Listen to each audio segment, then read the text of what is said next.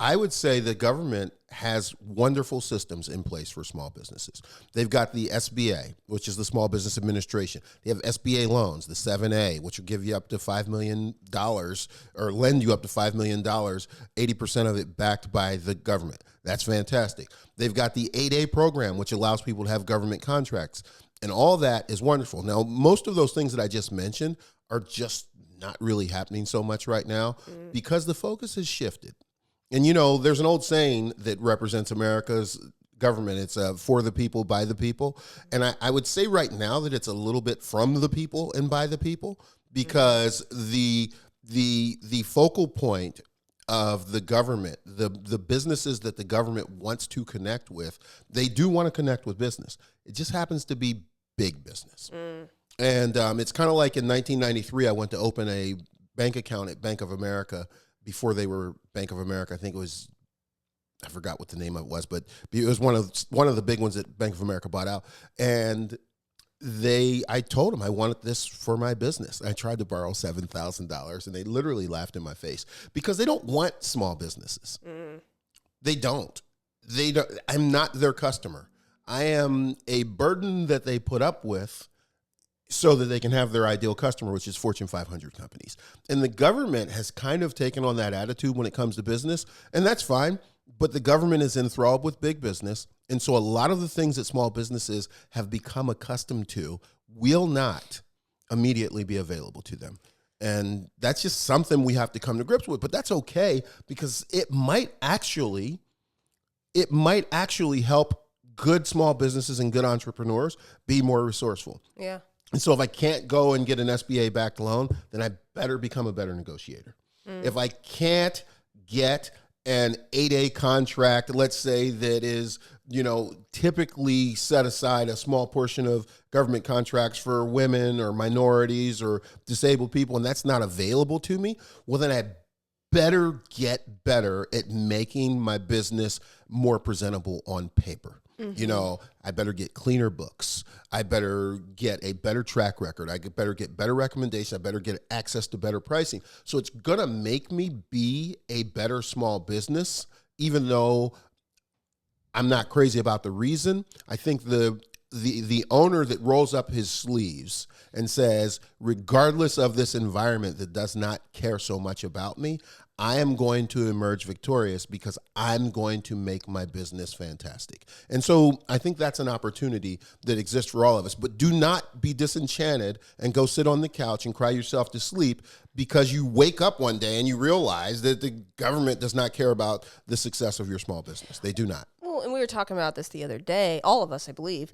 And I don't remember when I was a kid. I mean, I'm 40 now. I don't know when I was. You are? Wow. So I don't remember when I was a kid, small businesses relying on the government. I thought like small businesses, they were very self-reliant. And I think that was kind of why they went into business for themselves anyways. They didn't want government assistance. They wanted to do it on their own. So like, when did that change? Why did that change? And is it a good thing that it did change, or do we need to go back to where we came from? The big businesses have so I wouldn't say all of my life, but all of my adult life, businesses have been able to get assistance from the government.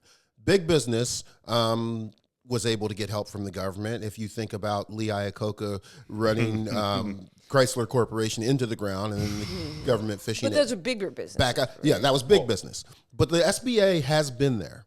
And the SBA has been there, and they've been making loans, but they're not really doing anything for the small businesses any more than the FHA does for a home buyer. Sure. They're guaranteeing loans. That business has to pay the loan back. That business has to, generate the profits and become successful. And so that is what they were there for. In recent years, business relying on the government has gone into overdrive. Because most people who view themselves as fiscally conservative have always hated government intervention. And I noticed in about 2020, people didn't hate it anymore. And I think they didn't hate it is because free money was being bandied about to businesses of all sizes. And they're scared, Yeah. too. Shake Shack got a $2 million PPP loan. Like that doesn't even make sense. Shake Shack's a publicly traded company. The illusion of free money. Yes. Like I think that's probably one of those things. And I remember, because I wasn't a business owner at that time. I was working in a manufacturing place, and I remember all the people that I worked with were like, "Yeah, man, I got this check," and I'm like, "Y'all gonna pay for that check later?" Like, I'm telling you, you don't realize, like, you think you're getting free money, but you're not. You're gonna pay for it, and here we are. I don't know about y'all, but my grocery bill has at least doubled since 2020. 100%. And so, I would have rather not got the $2,000 or whatever the check was that they sent us in the mail, and I'd have rather kept my inflation down. But that's just my opinion.